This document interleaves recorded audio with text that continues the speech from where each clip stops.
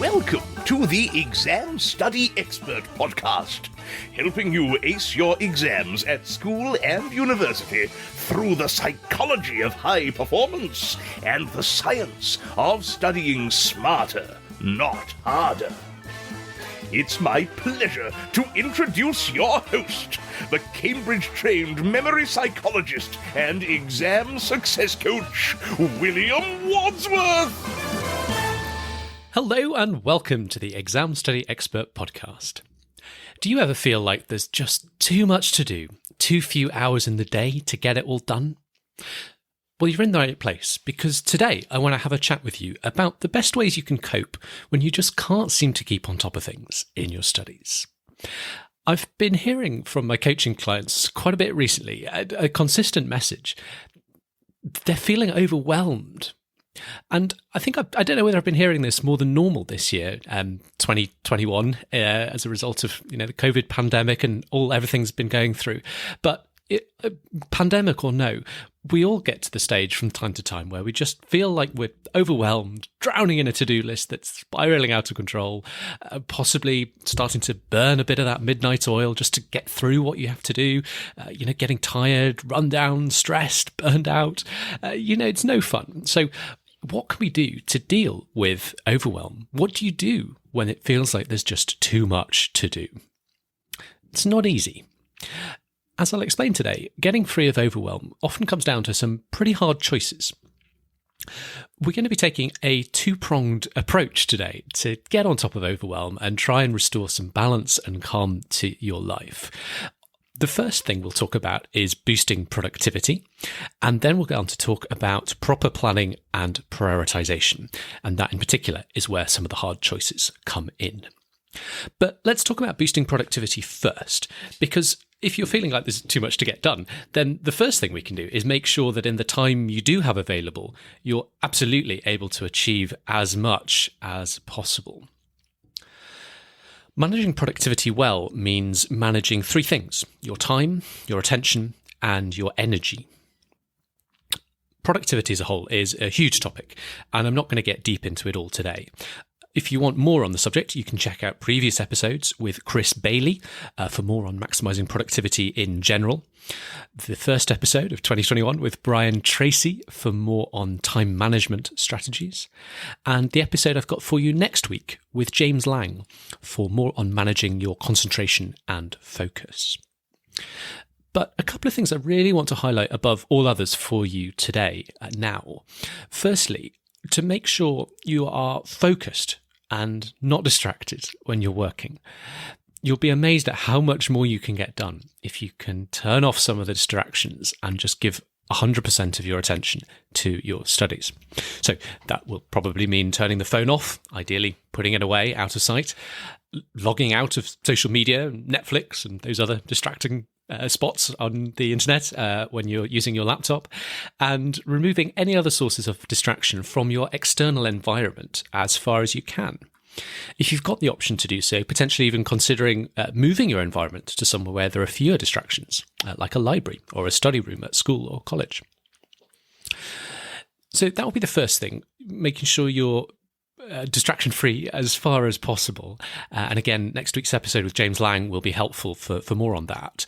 The other thing I'd really emphasise on maximising productivity would be to make sure you have the energy you need to work with intensity and focus. Energy comes from a range of sources, but a few really simple things just to remember. And I'm sure you know most of this. It's just a reminder. Stay hydrated. So keep a bottle of water beside you when you're studying. Do eat well. Try and get in a bit of exercise each day. And in particular, get enough sleep in each day. Sleep in particular, I know, can be a bit tempting to cut back on when you get busy. Believe me, I get it. I've been there and I see it all the time in the students I talk to. But strong caution here, because cutting back on sleep too much is a false economy. Sure, the first day that you stay up late into the night, you will get more done. Maybe even the second day too.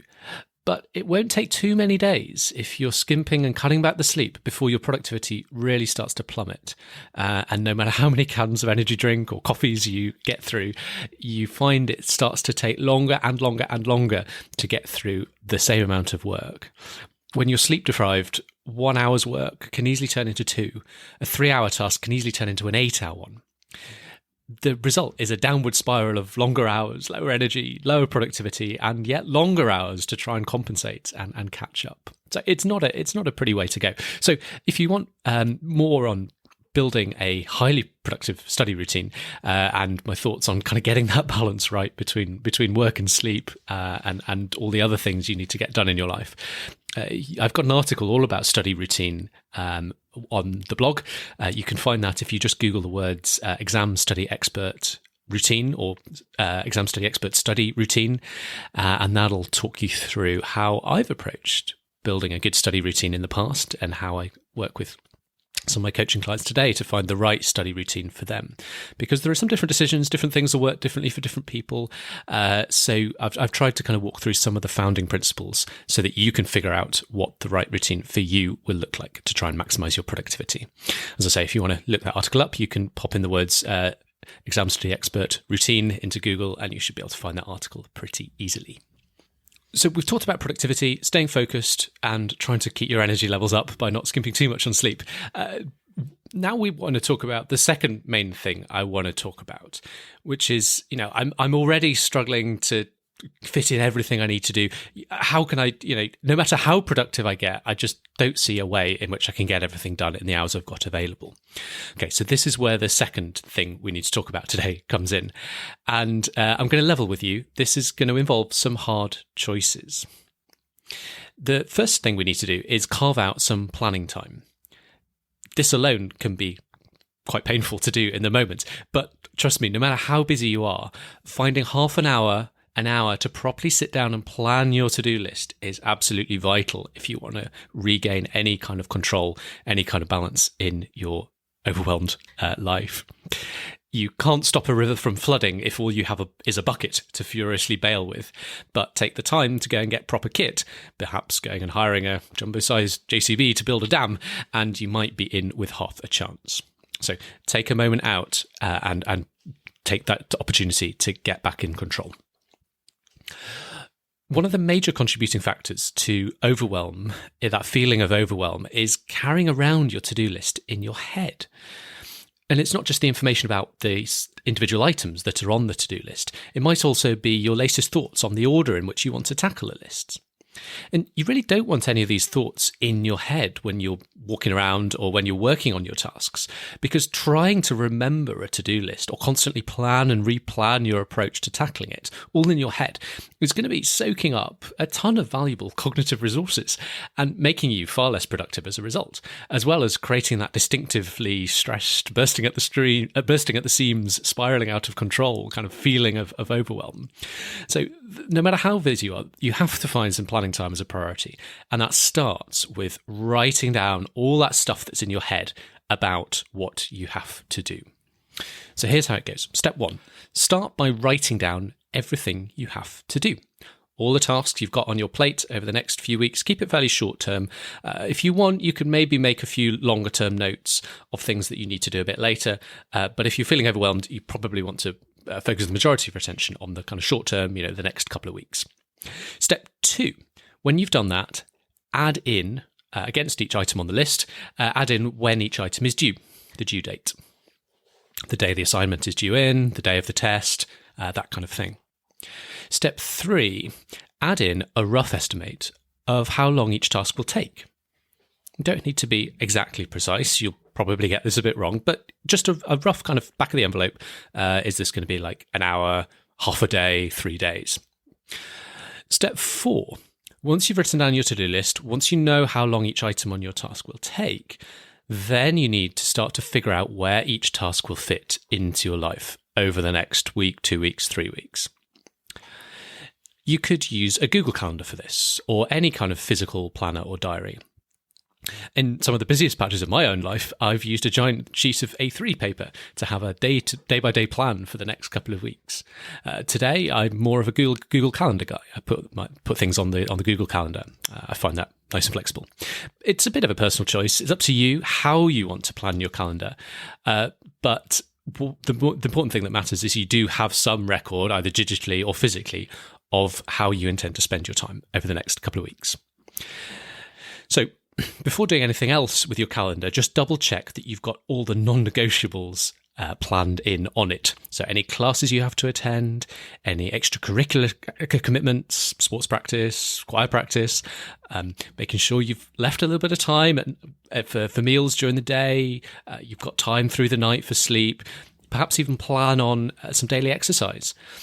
And then once you've got that, you then can look at the gaps you've got remaining and go back to that big to-do list of things you need to get done that you made a moment ago, and then start to work out where you can fit those to-do list items into your calendar. Start with the big rocks. So start with the big projects, those big hairy, chunky tasks that you really want kind of large stretches of time to properly get into them. So start by putting those in where you've got those larger stretches of time available. Then once you've got those planned in, then you want to be thinking about fitting in the smaller tasks into smaller spaces of time that remain. I'm not necessarily a fan of scheduling each and every small task right down to the minutiae of this 10-minute task or that half-hour task even. But it's important to reassure yourself that in the big picture, you've got enough time to take care of them all. And once you've got that feeling that you've got the time you need to take care of all your tasks, that's going to be a huge step forward in curing yourself of that feeling of overwhelm. So how I approach the smaller tasks is I tend to block out, the smaller chunks of time and just label them as being set aside for working through my list of smaller to-do items, or maybe a particular category of smaller to-do list items. And then when I get to that particular block of the calendar, I can consult my to-do list of those smaller items and choose what I want to work on at the time. Now, one quick word of advice on all this stuff about planning out your calendar. If you're trying to learn for upcoming tests and exams, don't forget to use the approach of spacing. So a little bit of work spread out over different days rather than cramming it all the night before. This is a hack that's actually great for reducing the overall study time you need, because spacing out your learning like this will actually mean you need less study time to learn the material to the same standard, not more. And a final word of caution on the calendar technique. As you're putting things onto your calendar, don't fall into the trap of planning every day absolutely chock full to bursting with tasks. You need to leave space for breaks, otherwise the plan isn't realistic. And you also just need to leave just a little bit of flexibility. Some tasks may take longer than you think. Some days something might come up, either in the study part of your life or some other part of your life that just needs to be dealt with. So trying to cram every day absolutely chock full is a recipe for falling off your plan. So trying to just leave a little bit of slack time, a little bit of time just in case you need it to catch up on something is a really useful way to make sure the plan stays realistic. So with your plan in hand, now it's time to look at it in the round. So is there enough time to achieve everything on your to-do list? Have you been realistic? Is there enough space in the calendar for sleep, exercise, meals and breaks throughout the day? Have you allocated enough time for each task? Are you confident that you can get the task done in the time you've allowed for it? If yes to all of that, then great. Hopefully your overwhelm should be starting to melt away, the feeling of weight lifting from your shoulders as you realise you've got a solid plan. You've got enough time to get everything done. You just need to stick to it, execute it, and you'll be absolutely fine. You no longer need to worry about how you're going to fit it all in. You know how you're going to fit it all in. You no longer need to make priorities day by day about how to get through the next 24 hours. You've got all that figured out. All you need to do is wake up each morning and follow the plan you made. Phew. However, I hear some of you saying, that's not me. That's not worked for me yet, because the list of tasks I've got to do is simply too long to fit into the time available, no matter how productive I get, no matter how clever I am about using the space I've got in my calendar over the next few weeks. And if that's you, I hear you. It's tough. The temptation you might be falling into is trying to cram work into breaks, or push bedtime later and later, or waking up earlier and earlier to fit things in. And you do have a small latitude to do these things a little bit for a short time, but as we've already realised, to try and stretch yourself too much for too many days would be a mistake, because your productivity over the long run actually falls, and so you end up worse off as a result. So this is where the hard choices come in. If your task list simply does not fit into the time you've got available, you need to be disciplined in making the hard choices to make it fit. There's really only two levers you can pull now. Either you can scale back your ambitions for individual tasks, or you can cross certain tasks or commitments off altogether. Either of these options can be painful. Scaling back your ambitions on a given task might mean doing it less thoroughly, accepting that you might be underprepared or not up to your usual standard. Try not to be too hard on yourself if that's the case. By making the sacrifice on that task, you've enabled yourself to perform at a similar acceptable standard on a different task that might otherwise have been a complete disaster because you'd crammed it all into a totally unrealistic amount of time. What about if you can cross anything off? Are there any commitments you can hit pause on during busy times? Anything that's optional that you might just have to get out of, even if only temporarily? Or for long-term, serious overwhelm, maybe you need to take a hard look about whether you're really on the right course of study. Perhaps the only viable option is to drop or change a class. Again, try not to be too hard on yourself if that is indeed the right way to go. Because by beating a tactical retreat, so to speak, you live to fight again another day. And it means you can show up stronger for your remaining classes and be much more successful as a result. So remember, dealing with overwhelm isn't easy. If it was, you'd probably have done it already and you wouldn't be feeling overwhelmed. It often comes down to a series of hard choices. First, to make out the time to even think about how you're going to get back on top of things. Then to make more space in the days and weeks ahead to look after yourself properly, sleep well.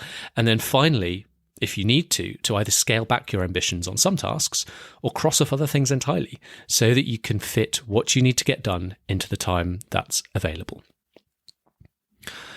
Hard choices, of course, can get easier when there's someone who's able to help think through them with you. So if you'd like help in getting back some control and balance in your life and thinking through how you're going to get back on top of things, it might be my pleasure to support you with that as part of being your study coach and mentor. For something like overwhelm and the sorts of things we've been talking about, we could probably have a single session on that to get you back on track. It'll be 50 minutes or so over. It will be 50 minutes over Zoom together. If you'd like to find out more about how to work with me and read some testimonials from my previous clients, you can visit examstudyexpert.com/coaching, where you can learn more. And if you're interested, you're very welcome to book a consultation session with me today. Be my pleasure to help. Again, that's examstudyexpert.com/coaching. Well, look, thanks for listening today. It's been great to talk to you, and I hope that's helped a little when it comes to getting back in control of your life. Do join me again next week when we'll be going deeper into the art of full concentration with the help of Professor James Lang, who's the author of Distracted: Why Students Can't Focus and What You Can Do About It. Which is a great read, and James has got lots and lots of really, really helpful and practical thoughts on this subject. I'll look forward to seeing you then. For now, thanks again for listening. Study smart, and I'll be rooting for you as you make the hard choices you might need to make to get back in control of things. Thanks again, and I'll see you again soon. If you've got exams coming up, you can now get all of William's favourite tips and tricks to save you time and get you higher grades, all in one handy cheat sheet. Grab your copy at examstudyexpert.com/free tips. Thanks again for listening, and see you soon.